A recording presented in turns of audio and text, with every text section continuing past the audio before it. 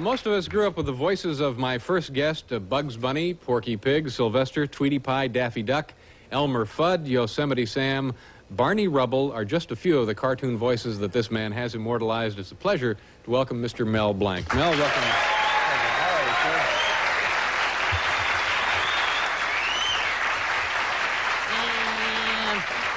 sir? What's up, David? That's a great sweater you have there. Oh, thank you very much. I like it, too. Yeah. Now, that's not your actual voice, is it? No, I have a very deep voice. Do you remember the first voice that you did? Yes, I do. I remember the first voice I did. Now, that's your real voice right there. This is my real voice, yeah. The first voice I ever did was this. That was, I don't remember it, but that was the first voice. So aside from the list of folks, or list of characters that we mentioned in the introduction, what others have you been responsible for? Well, there's Yosemite Sam. That's a real raucous cowboy. And, of course, there's Pepe Le Pew. He's the little French skunk. He kills the pussycat.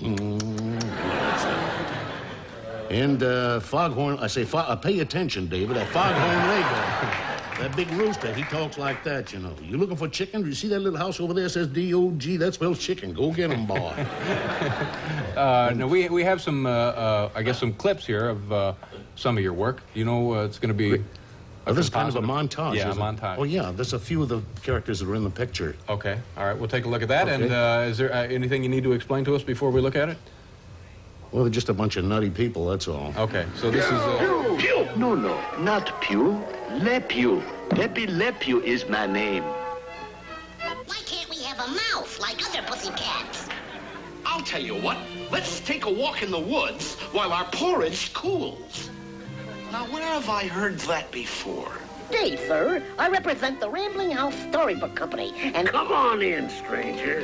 We've been waiting for you.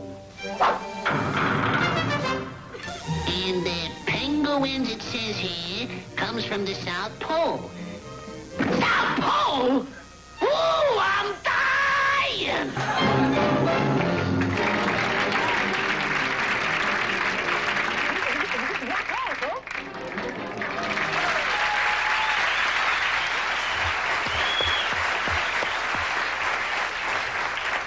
How do you go about creating a voice? Do you get a voice and then say, draw something to go along with this, or do they come to you and say... They show me a picture of the character, and then they say, they show me a storyboard, which shows what the character is going to do in the cartoon. From this, I have to create the voice. Like Bugs, they said, was a tough little stinker. So I thought, which is the toughest voice in this country, either Brooklyn or the Bronx? So you put the two of them together. That's how I got the voice for Bugs, Doc. And Porky, they said, was a timid little character. So I went out to a pig farm and wallowed around with the pigs. I wanted to be authentic. And when I went back to the studio, they kicked me out and said, go home and take a bath. Which I did. When I come back, I said, if a pig could talk, he'd talk with a grunt, you know. Oink, oink, oink, oink. That's why Porky got his voice. With a grunt. Now, you've done 5,000 voices?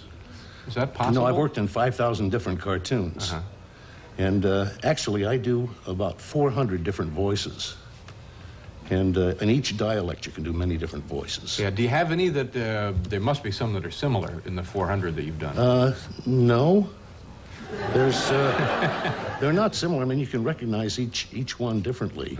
Like in one picture I show in my college speeches, there's all Italian. Like Columbus discovers America along with Bugs Bunny. And the Columbus, he talks it down here, you see. He talks in Italian, a dialect like it is. And the Bugs, he talks, said the world is, she's around, I think. And various, you can do different voices in different dialects. Yeah. All right, we're going to pause here. We got to go away for a commercial, and we'll be right back with Mel Blanc.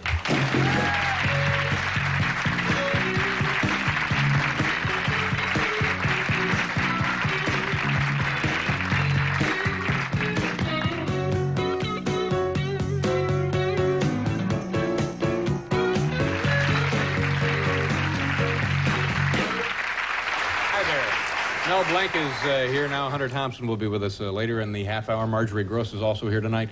How long does it take to make a cartoon? Well, to make a 6.5-minute cartoon in full animation took 125 people 9 months to make one single fully animated cartoon. And even then, it cost around $50,000. And today, it would cost around $500,000. But Warner Brothers still do only full animation. Now, but full animation compared to what? Well, compared to limited animation. Now, the films you see today, the cartoons, are limited animation. They draw maybe 1 in 10 frames, where Warner's draws every single frame.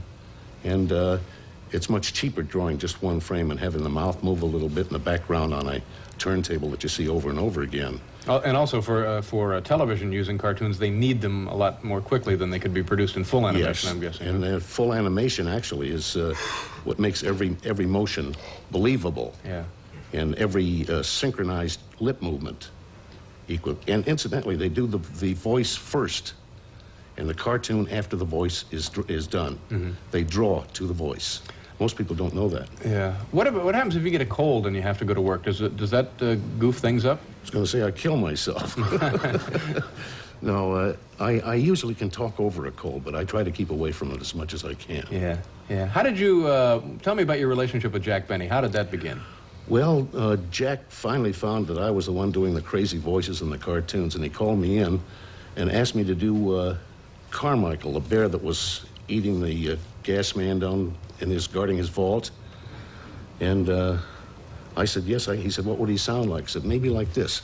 I said, good, you're on next week. For 6 months, that's all I did was the growl of a bear. Finally, I said to him, you know, Mr. Benny, I can also talk. Well, Jack fell down. I told him. Yeah. He said, I'll have the writers write something in for you. Yeah. And so they did. Yeah, you did. You were on the show a lot and did many other noises and sounds and voices. That's right. He had a parrot there that couldn't talk. And he asked me if I'd talk like a parrot. I said, where is the cheapskate? Where is the cheapskate? And then he had a train caller at the depot would say, Train leaving on track 5 for Anaheim, Azusa, and Coop. Come on, go. well, one time, they were supposed to be the sound of his Maxwell. He had a 1926 Maxwell. And the phonograph record that the sound effects men used had the motor sound on it, and they'd hold their finger on it to make it go slow and stop. Well, when it came to that cue, I saw that they had forgot to put the electric plug into the socket. And I jumped up to the microphone, and I made like a 1926 Maxwell.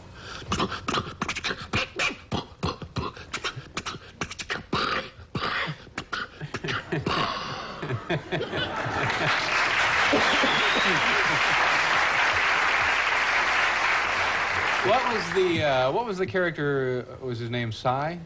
See? Yeah. And what was that character? Well, that was a cute character. I came in with a sombrero on my head, a serape over my shoulder, and a big bass violin. And Mr. Benny said, you came all the way from Tijuana to play in my band? See? And I see you brought your bass violin with you. See? What's your name? Say? Cy? See? And I see you brought a young lady with you. Is that your sister? See? What's her name? Sue? Sue? See? Well, what does she do for a living? So? That's all there was to the whole spot, but Jack loved it. We have some more film. Now, this would be a new film, a new cartoon, feature length. Is that right? I think this is a gold rush.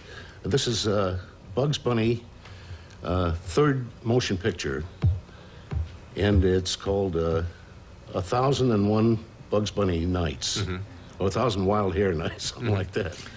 And I haven't even seen the whole thing yet. Okay, so But this should is be not. very good. It's a new picture. Oh, this is a new picture. Yes, it'll be shown probably in theaters. Okay, well, that'd be a good place to start. All right, 1001. What was it? 1001 Nights. 1,000 nights.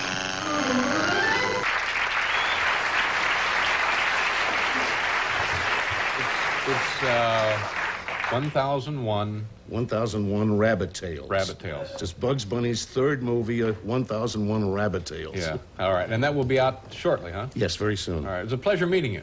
Thank you very much, Thank you very Dave. much. Mel Blanc, ladies and gentlemen.